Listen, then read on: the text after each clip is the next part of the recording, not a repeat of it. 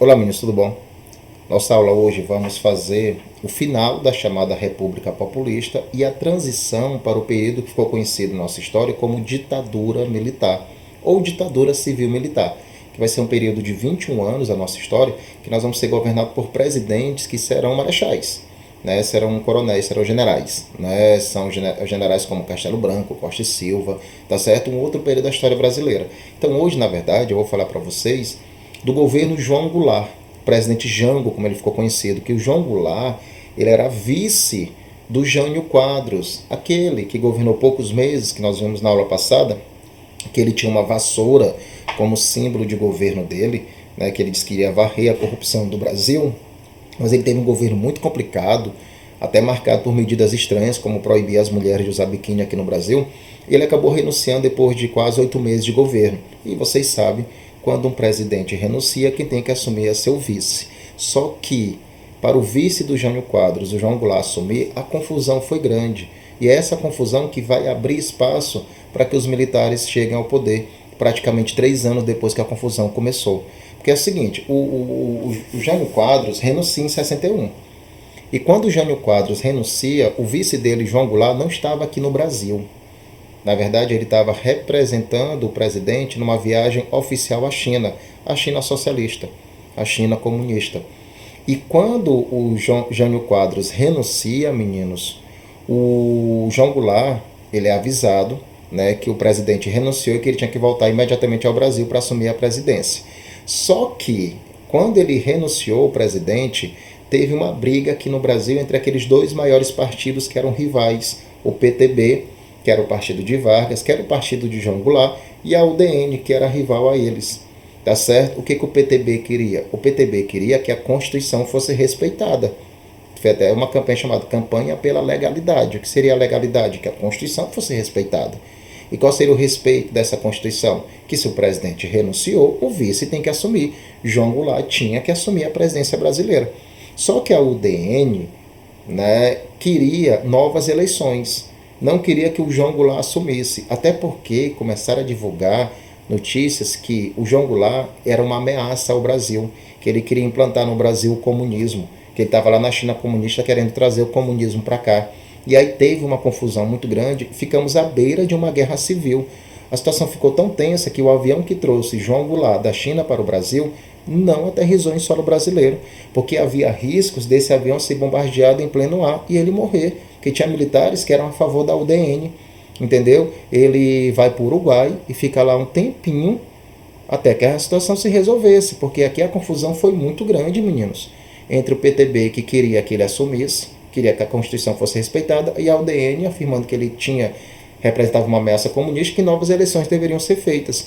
E a confusão só se resolveu quando tanto o PTB e a UDN perceberam que os militares estavam se organizando para assumir o poder e acabar com toda essa confusão. E aí todo mundo sairia perdendo. Aí o PTB e a UDN resolveram se acalmar e chegaram a um acordo. E o nome desse acordo foi Emenda Parlamentarista. O que significa isso? Eles trouxeram essa forma de governo aqui para o Brasil, onde quem vai mandar é o parlamento, ou seja, o Congresso. Aí o João Goulart, ou Jango, ele foi chamado para o Brasil, ele sai do Uruguai, vem para o Brasil e toma posse como presidente. Só que ele vai ser um presidente com poderes muito limitados. Porque, segundo essa emenda parlamentarista, o Congresso brasileiro, na figura de um líder, que eles chamam de primeiro-ministro, porque no parlamento tem a figura do primeiro-ministro, é ele que vai de fato comandar o país. Então, durante os anos de 61 até 63, João Goulart, ele era uma espécie de presidente simbólico. Ele representava o Brasil nas viagens oficiais, mas quem estava realmente comandando a política brasileira era o primeiro-ministro, por causa dessa emenda parlamentarista. E esse primeiro-ministro escolhido foi um rapaz chamado Tancredo Neves, que ele não era nem do PTB e nem da UDN, ele era do PSD, como se fosse neutro, para tentar resolver os problemas. Só que essa emenda afirmava o seguinte, que essa forma de governo, que o presidente teria poderes limitados e o Congresso, com o primeiro-ministro, ia mandar, ela tinha uma duração de 2 anos. Porque estava marcado em 63 um plebiscito. O que é um plebiscito? É como se fosse uma eleição. Os brasileiros vão até as urnas votarem. Só que no plebiscito, tu não está votando em uma pessoa, tu está respondendo uma pergunta. E o plebiscito que aconteceu de 63, é se o povo brasileiro queria manter o parlamentarismo ou queria o retorno do presidencialismo. E a grande maioria dos brasileiros que votaram a favor do retorno do presidencialismo. Com o resultado do plebiscito, o que foi que aconteceu? Esse primeiro-ministro foi destituído, o cargo foi anulado, o parlamento perde força e o presidente João Goulart, de fato, se torna presidente com poderes concentrados. Então podemos dizer que de 61 a 63, João Goulart era um presidente simbólico. Aí depois desse plebiscito que aconteceu em 63, ele passou a ser realmente um presidente com poderes. E senhores, assim que ele assume de fato o poder em 63, o João Goulart, ele lança, no chamado Discurso da Central do Brasil, um conjunto de reformas políticas que ele queria aprovar aqui no Brasil, que ele chamou de reformas de base. Né? Falava de reforma agrária, reforma eleitoral, reforma educacional, reforma política, era uma reforma completa. Só que essas reformas que ele queria implantar no Brasil iria afetar os interesses de muitas pessoas poderosas, tanto grandes empresários como políticos, realmente que estavam no Brasil há muito tempo no poder. Né? Eram reformas que muitas delas eram essenciais, tá certo? Mas eram reformas que iam afetar os interesses de muita gente rica aqui no Brasil.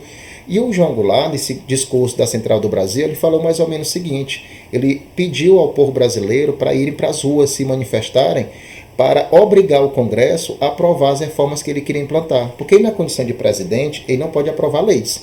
Ele pode apresentar um projeto, mas são os deputados e senadores que têm que aprovar ou não.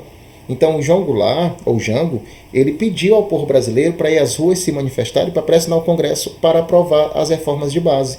Só que ele perdeu o controle, meninos. Tanto no campo como nas grandes cidades, começaram a ocorrer manifestações cada vez maiores, só que eram manifestações também violentas, né? Manifestações fortíssimas, gigantes, mas violentas. Então o Brasil estava realmente caminhando, de fato, agora para uma guerra civil. E aqueles grupos que se sentiam prejudicados por essas reformas de base também foram para as ruas. Teve uma grande manifestação chamada Marcha da Família com Deus pela Liberdade. Essa marcha era dos grupos que era contra João Goulart e que era contra essas reformas de base, que era a favor dele cair do poder. Então o Brasil virou realmente uma espécie de guerra civil, né? Dois lados diferentes. E aí ele perdeu o controle da nação. E aí o que vai acontecer? Em 31 de março de 1964, os militares, com a justificativa da doutrina da segurança nacional, essa justificativa afirma que quando o presidente ele perde o controle da nação, ele perde a governabilidade, o exército tem que intervir para manter a ordem, a paz e garantir a democracia, ele teve que intervir. E aí, em torno dessa doutrina de segurança nacional, João Goulart é destituído do poder e os militares assumem o poder de forma provisória. Porque quando fala de intervenção militar, é um momento que eles assumem de forma provisória, até o negócio se acalmar e a democracia voltar a funcionar. Só que não foi o que aconteceu. Os militares derrubam João Goulart, assumem o controle da nação em 64, só que eles vão ficar até 85 no poder. Então, o que era uma intervenção vai virar um regime que depois implanta-se uma ditadura, que nós vamos ver nas próximas aulas, a ditadura civil-militar. Tudo bem? Então aqui, com a derrubada de João Goulart e essa intervenção militar em 64, acaba a República Populista e começa uma nova etapa da história brasileira chamada ditadura civil-militar, que serão nossas próximas aulas. Tá bom? Então aqui encerro, meninos. Valeu, até a próxima. Um abraço.